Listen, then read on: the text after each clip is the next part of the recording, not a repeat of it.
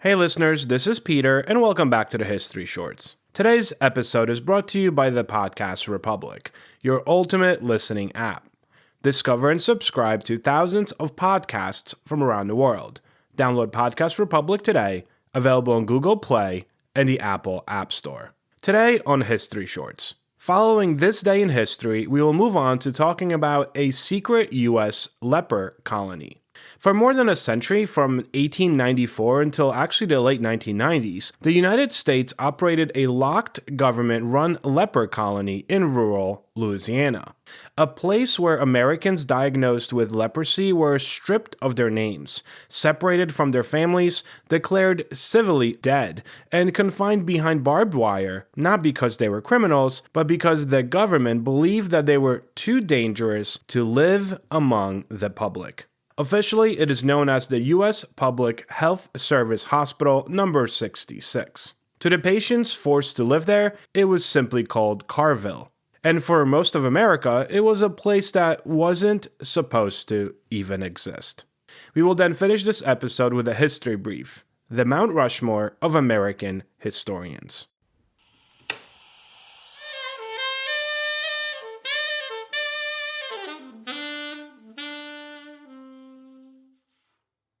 A quick word from our sponsors.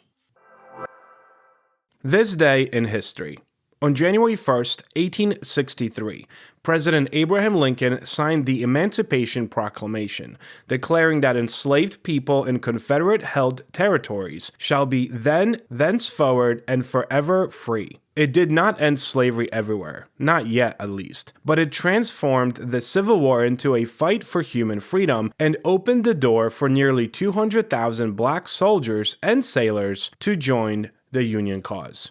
On January 1st, 1959, Fidel Castro's revolution toppled the Batista regime in Cuba. What began as a guerrilla uprising in the mountains ended with a dramatic political shift just 90 miles off the U.S. coast. Castro's victory reshaped Cold War dynamics, launched decades of tension with Washington, and transformed Cuba's social, economic, and political landscape. Story of the day. Leprosy, today called Hansen's disease, is one of the oldest recorded diseases in human history. It's mentioned in ancient Egyptian papyri, medieval medical texts, and of course in the Bible, where lepers were cast out, forced to ring bells, and labeled spiritually unclean. The stigma became inseparable from the disease. If you had leprosy, you were not sick, you were untouchable. By the late 19th century, science had begun to understand the disease, but fear still ruled public imagination. Newspapers exaggerated it as a living death. Doctors believed incorrectly that it was wildly contagious, and the public, driven by panic more than evidence, demanded isolation. Which is how, in 1894, a group of Louisiana politicians approved a remote hospital for lepers. A place far enough away that nobody would ever have to see the people inside. A former sugar plantation along the Mississippi River was converted into what would soon become a world unto itself, the Louisiana Leper Home, later renamed Carville. The government's message was quite blunt. Once you enter, you may never go home again. Being diagnosed with leprosy in 1900s America meant the end of your ordinary life. Federal officials and local sheriffs arrived at homes unannounced. People were pulled from their beds, put on trains under guard, and shipped to Louisiana. Children were separated from parents. Husbands and wives were torn apart. The law allowed this. Leprosy patients were considered public threats. Upon arrival, patients were assigned new names, to shield their families from shame, of course, but in reality it was another form of erasing their existence. They were now wards of the federal government with no legal rights, no freedom of movement, and no return address. Enforced quarantine became a life sentence. Carville resembled a prison as much as a hospital. There were guards, a police force, a fence. No patient could leave without permission, and few ever received it. Some tried to escape. A few succeeded, but most were hunted down and returned. For the outside world, they were gone.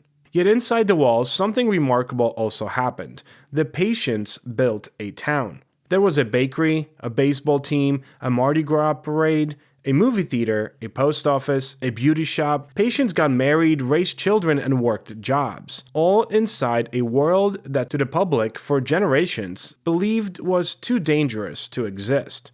The US government wanted the patients isolated. The patients instead built a community. For decades, the people who ran Carville weren't doctors. They were actually Catholic nuns, members of the Daughters of Charity. They slept in the same rooms as patients, cooked for them, cleaned their wounds, and refused to wear protective gloves or masks. They believed in care without fear, something unheard of in an age when people crossed the street to avoid patients. The nuns gave small gifts of dignity, letting patients keep pets, teaching them trades, sewing special gloves for patients who had lost fingers. Most importantly, they treated patients as people, not as walking diseases. Their work helped soften public fear, but progress was slow. As late as the 1920s, people diagnosed with leprosy in the United States were arrested, locked in train cars, and forced into hiding. Even when doctors learned the disease was only mildly contagious, the public refused to believe it. The stigma was older than science. And in that world came a patient who would change everything, Stanley Stein. Stanley Stein was a patient who arrived at Carville in 1931. Blind from the effects of the disease, he refused to accept that silence and shame were the only future for people like him. So in 1934, he founded a newspaper written, edited, and printed inside the colony. He called it The Star because, as he put it, everyone needs a star to steer by. Stein used the paper to challenge laws, expose discrimination, report medical progress, and make the outside world confront the humanity of the people it had locked away. The Star reached thousands of readers, politicians, journalists, doctors, and ordinary Americans who had never before heard of a patient speak for themselves. Stein's activism reshaped the conversation. He pushed for renaming the disease. Leprosy became Hansen's disease. He fought for patients' voting rights. He demanded the right to leave Carville once cured. The paper's motto said everything: rights, not charity. Carville was still technically a prison, but now it had a voice. For the first half of the 20th century, there was no cure for Hansen's disease, only isolation. And that changed in the 1940s, when a drug called Promin began showing results. By 1950s, patients who had once expected to die inside Carville were suddenly being declared non-contagious. The world didn't change overnight, but everything could now change. Patients pushed the government. If we're no longer contagious, why are we still locked up? If we've been cured, why can't we just go home? The answer was hard to hear. The disease could be cured, but the stigma could not. Many patients had no families left, no jobs to return to, no homes that would take them back. Others feared a world that still believed they were dangerous. Even after medical discharge was allowed in the 1960s, some chose to stay. Carville was the only place where they were not feared. But the old system was dying. By the 1970s, patients could come and go. By the 1980s, the fence was symbolic and not enforced at all. And in 1999, 105 years after the first patient was brought there in handcuffs, the federal government finally closed Carville. The last residents, a handful of elderly, former patients with nowhere else to go, were allowed to stay and live out their days on the grounds. The rest of Carville, however, became a museum. Today, leprosy is a fully treatable disease, curable with a 6 to 12-month course of antibiotics. It is not highly contagious, and it no longer requires isolation. Yet the stigma endures, in language and myth, in a way that the word leper still implies outcast. That stigma is older than science, older than medicine, older than the country itself. The History Brief. The Mount Rushmore of American historians. I want to play with a thought experiment that's part history and part imagination. Who would be on the Mount Rushmore of the greatest American historians of all time? It's the sort of question that sparks friendly arguments, and that's kind of what I mean to do here. I don't mean to upset anybody. Arguments in classrooms, libraries, and probably at more than a few uncomfortable dinner tables. But then again, who sits at a dinner table and talks about the most famous American historians? Well, I guess us, the people interested in history. But anyway, the conversation matters because choosing a Mount Rushmore forces us to ask, which storytellers shape the way that Americans understand themselves? Who fundamentally changed our view of the past? Most lists begin probably, and at least that's what I saw online, with Frederick Jackson Turner, the scholar who argued that the frontier shaped American identity. Whether you agree with him or not, his frontier thesis influenced generations of historians and still echoes, for better or for worse, in how we talk about American exceptionalism. Turner would be the Washington of this mountain, unavoidable and foundational.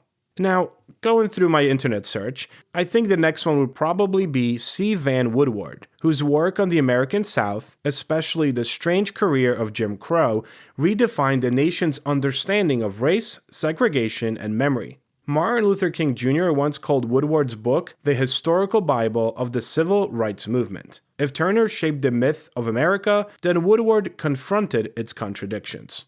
Moving forward, we would probably have to carve Barbara Tuchman, the rare historian whose prose had the power of a novel and the weight of scholarship. Books like The Guns of August and A Distant Mirror proved that history, when told well, can move presidents, shape strategy, and change public understanding. She brought narrative history to the masses without ever sacrificing rigor. But now, we could easily swap all these names with others. Maybe you'd advocate for David McCullough, James McPherson, Doris Kearns Goodwin, Eric Foner, or Stephen Ambrose. And I'm literally just looking at my bookcase right now and throwing these names out. Reasonable people can disagree, and they should, but that's the whole point here. It would be really hard to create a Mount Rushmore of historians. So I guess the question isn't really about building a mountain. It's about appreciating that history is shaped by people who spend their lives listening to the past, and then help the rest of us hear it too. Let me know your thoughts in the comments, or maybe you could shoot me an email or tell me who you think should be on the Mount Rushmore of historians. But anyway, thank you so much for spending some time with me today and making this humble show such a mighty success. If you need to contact me, you can email me at peter@historyshortspodcast.com or visit www.historyshortspodcast.com or look for History Shorts on X, Facebook, and Patreon. Have a great rest of your day, and I will talk to you all tomorrow.